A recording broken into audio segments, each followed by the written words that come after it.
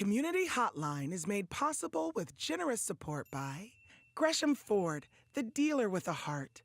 The Contribute to the Community program provides the opportunity for the Gresham Ford team to make a positive impact, serving their customers and helping people across the community. And by the Mount Hood Cable Regulatory Commission.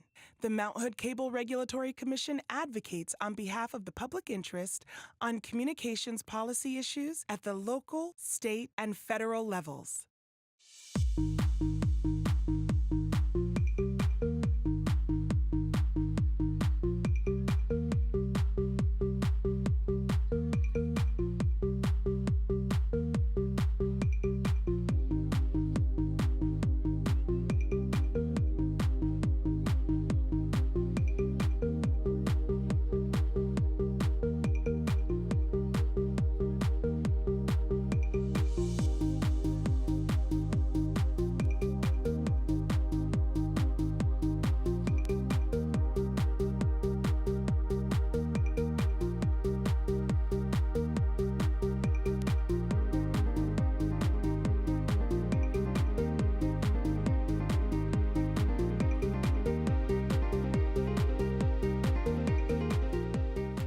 Hi, and welcome to Community Hotline. I'm Monica Weitzel. We're here in Gresham at MetroEast Community Media.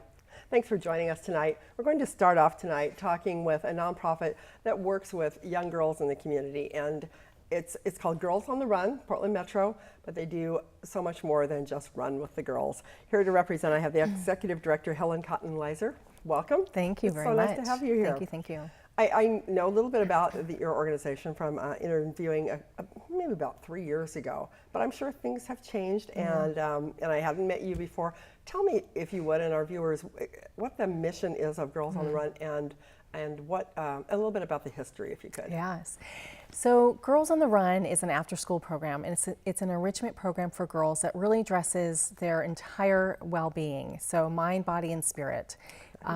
They address things like negative self-talk and how to turn that around into a positive message, self-message. They look at what their own self-values are, and they look at what it's like to be a friend and how to navigate peer pressures and what it is to be a good teammate. And then we also have the girls give back to their community through community projects. Oh, that's wonderful. And but it started almost 21 years ago in North Carolina, but we've been in the Portland metro area for 10 years now. And we've served well over 4,000 girls so far. That's great. Now, what are the ages? What are the ages of the girls? We serve girls ages 8 through 13. We just added the middle school program last year. Oh, okay. Which is an age that really could use that. It is. In the middle school program, that curriculum is written very specifically for those girls. Yeah. So they really address the 5 pillars of health in that program. Which are mind, body, spirit, and the physical, and then physical fitness as well, the health. Good. Yeah, I think any girls, really from 8 to 13, there's a lot of changes going on for girls and boys. But for girls, they have a tough time, I think, with self-esteem issues and dealing with peer pressure. And there's just a lot of things that girls have to deal with that I think this organization can really help with. There are. I've been with the organization about 17 months now, and about a year ago I was looking at a whole lot of research as I was preparing to submit some grants, and my daughter at the time was 8, and I had just been reading all this information about negative self-talk and body image, and not 3 days later I hear my daughter, who one moment is happy and the next moment is just plunging into herself about how bad she is, how she's a bad person and she can't do anything right. And I have no idea where this came from. And I went, wait, time out. Yeah. Let's take a breather and pause and what's going on? And so that's one of the first things that gets addressed in the curriculum. And I couldn't wait for this spring season to start. I'm like, we got to get you in Girls on the Run. But it's true, and and it doesn't matter where these girls come from. Right, that goes across every girl, all across the spectrum. Yeah. They are getting the same messaging from our society that they're not good enough, they're not thin enough, they're not athletic enough, they're too smart, they're not smart enough. That's coming at them from all of these different directions. Of something. Exactly. Yeah. Exactly. Yeah. And I think there are some cultures that's even tougher than where it is here, but it's it's bad here. It is I know, bad here. I know that. So how, you do this through after-school programs, so you partner with the schools? How does that work? We do. So usually it's a school that contacts us, whether it's a parent or a school counselor or the PE teacher or sometimes the principal. Some of our teams do meet at parks as well. Okay. That's usually coordinated through the school or a parent, and we work with the Parks and Rec at that site. But most of our sites are at schools, so it's nice and easy for kids. Usually it's right after school as well. Has it always been that way? Because I don't remember that much focus when I heard about it before. I don't remember that much focus on the after-school program. I remember the running part of it, but it sounds like maybe it's expanded and sort of fleshed out the program some in the last few years. Yeah, the program was rewritten just over the last few years. There's 3 sets of curriculum, and it's all written by professionals, so counselors and psychologists. I think parents are involved in that as well. Yeah. And it comes through Girls on the Run International. And so each year we rotate into a different curriculum. So the girls who are repeating the program from year to year, they have something fresh to work with. But the direction of the curriculum and the purpose of the curriculum remains the same, where they start off looking within at their own self-values, then that team, and then the community project. Which is great. It's great. You brought a video that I think kind of gives a feel for what's going on. Maybe we could take a look at that, and you can let us know what that's all about. Okay. Okay.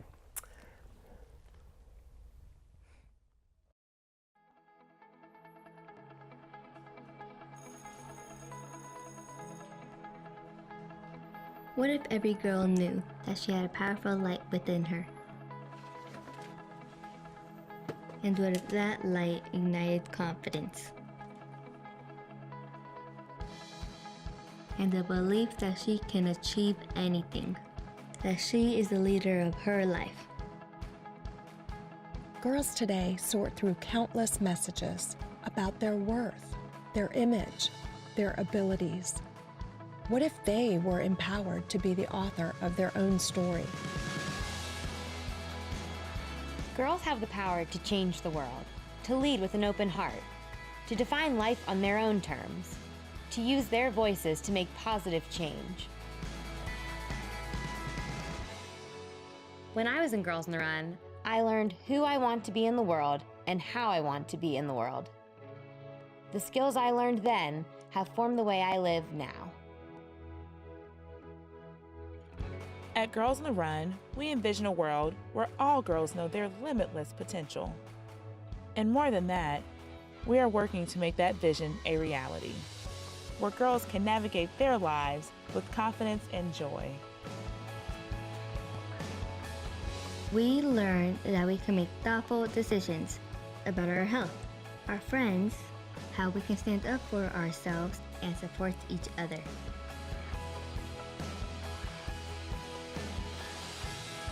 At its heart, Girls on the Run is about empowering girls to be their best and reach their goals.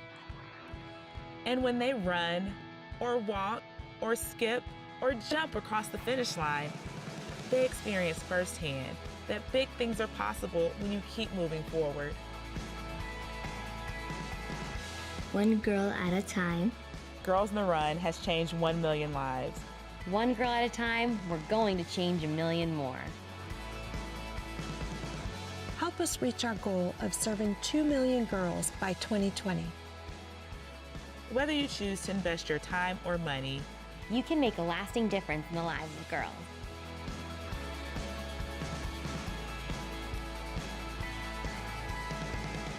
Join us online at girlsontherun.org. You know, I came from a family of 3 daughters, 3 girls. I'm the oldest of 3 girls, and I have a daughter, and I now have a granddaughter.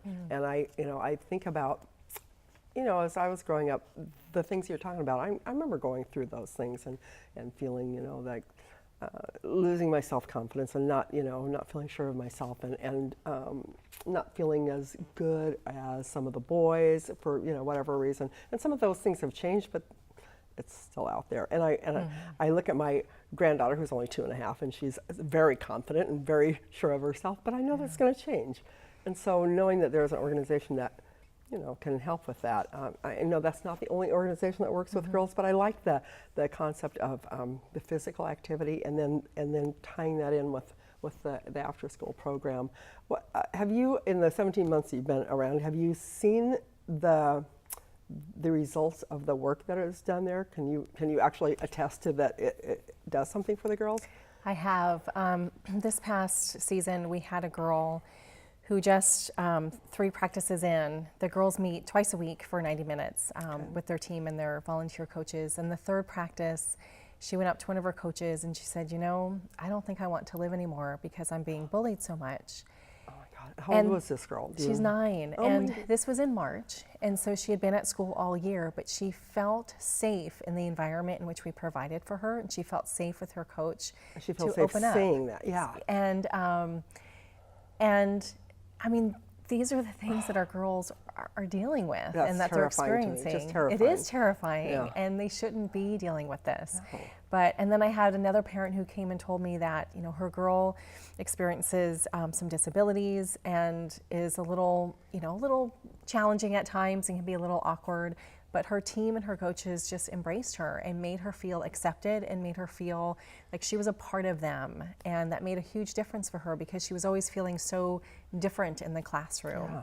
To be part of something. To be part of something and just to be accepted for who she is. Yeah. And the girls, at the end of every practice, a girl gets a spirit award for her accomplishment that day, and that accomplishment could just be her positive attitude or meeting the goal that she set for herself that day or partnering with somebody in a good way. And so every girl at some point during the season gets a spirit award, and they stand tall about, I'm good just the way I am. And that's what I really want these girls to feel, is that I'm good the way I am. I'm perfect. Right. I don't have to change for anybody. Right. So tell me about the girl that was being bullied. Is she doing better? She is, and we obviously connected with the school and the school counselor and gave her the support and the resources that she needed, and we have a responsibility to that. And then we have a section on bullying as part of the curriculum, so we had to be really sensitive to that. Yeah.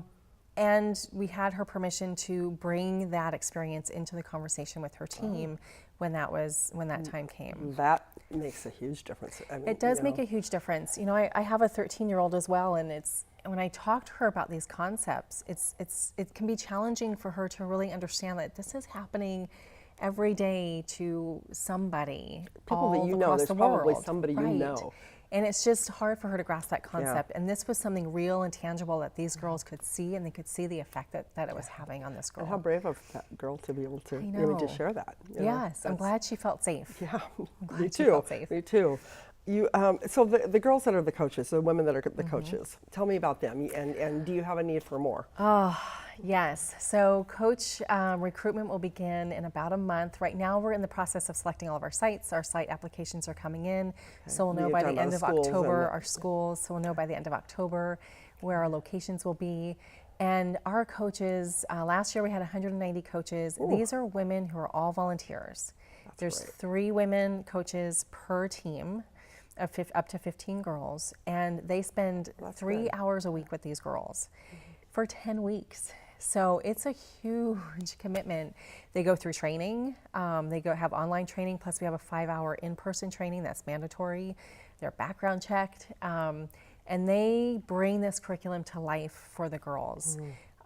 We will also be introducing a new program this year called Practice Partners that will enable volunteers to get involved at a lower level than being a coach, but still in a meaningful way. Okay. And then for the 5K, we connect each girl with a running buddy, who in the past has always been a female, but this year we're going to open that up to dads as well. And that running buddy is their personal cheerleader to get them through the 5K.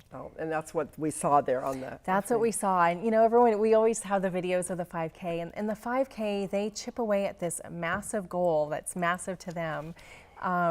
They chip away at it from the very start. And the 5K is really about these girls having a sense of who they are as an individual and knowing that they can receive the support of their teammates, the support of their running buddy, because sometimes they don't know who their running buddy is. And it's not always a family friend or a family member.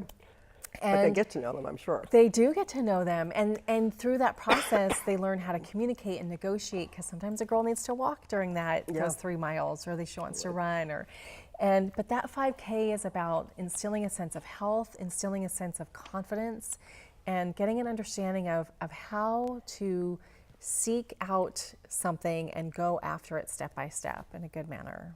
It's got to be so rewarding for the girls, and I imagine for the coaches. I can't even imagine. It is. The 5K is a huge event. We have over 2,000 people there, and everyone's at the finish line cheering these girls on. It's very colorful. And it looked like a blast. It's a very colorful event. So we don't have very much time. So tell me, if somebody's interested in becoming a coach, they can, or a practice partner or whatever, or a running buddy, they can go to your website, and because we'll have the information on the screen then. And then you also have. Let's see, the community run will be, it's what, in May? Is that when you have it? So the community run is something new for us. We just had it last spring, and it's the same morning as our girls 5K in May. Okay. So we are looking at May 19th, and the community run is just open for anyone in the community to come out and run a 5K. Oh, fun. And then stay and support these girls as they cross the finish line. Oh, that's great. So it's a great way for us to introduce the community to Girls on the Run and what we offer. It also gives my sponsors more people to come out. There you go. And it's a fundraiser for us as well. Oh, that's perfect. Okay, So- well, I would love to hear more about Girls on the Run. We're out of time. Excuse me. But if people are interested, they can go to the website, check it out, and I think it would be a great place to volunteer. So, Yes, it will be. excuse me. If anybody's interested, they can check it out, or give you a call at the office. Right? Absolutely. Thank you. Thank you so much, Helen. I Thank appreciate you. it. Thank And you. don't go away. We'll be right back with more of Community Hotline. Oh my God.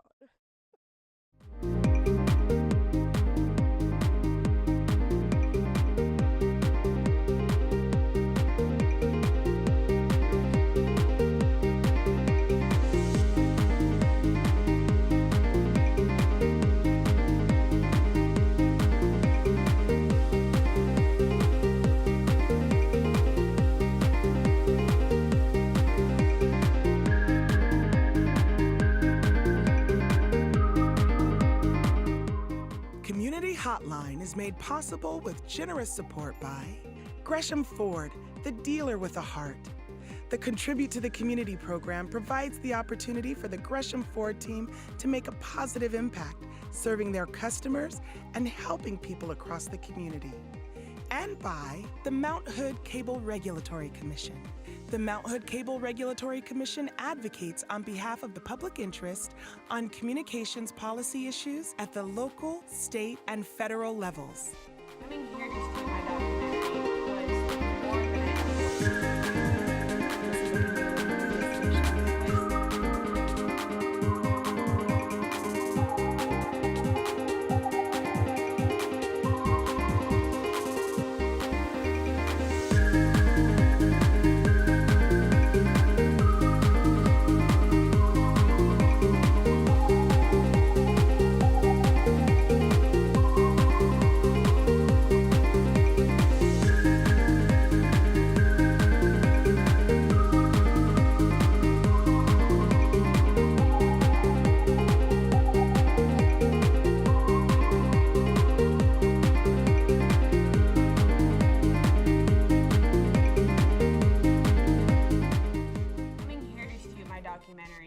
was more than I ever would have dreamed of doing.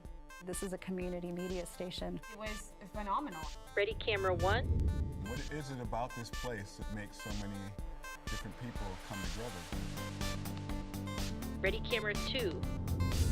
Very professional, experienced people. You can use these industry standard pieces of equipment. Ready, camera three.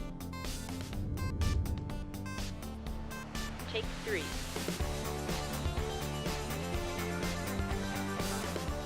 You don't have to be rich to do this. Open people's eyes to something they've never even thought of before. Cool stuff happens. It becomes this community. That's going to really change who's telling the stories and who's controlling the messaging.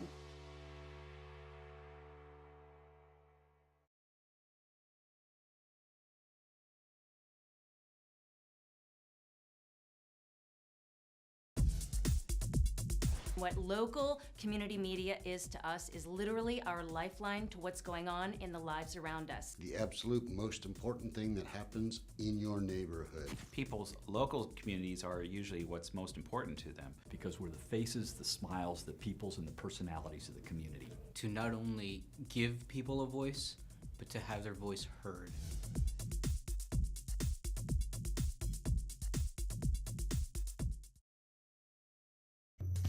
You're lucky enough to be watching the channels at MetroEast Community Media.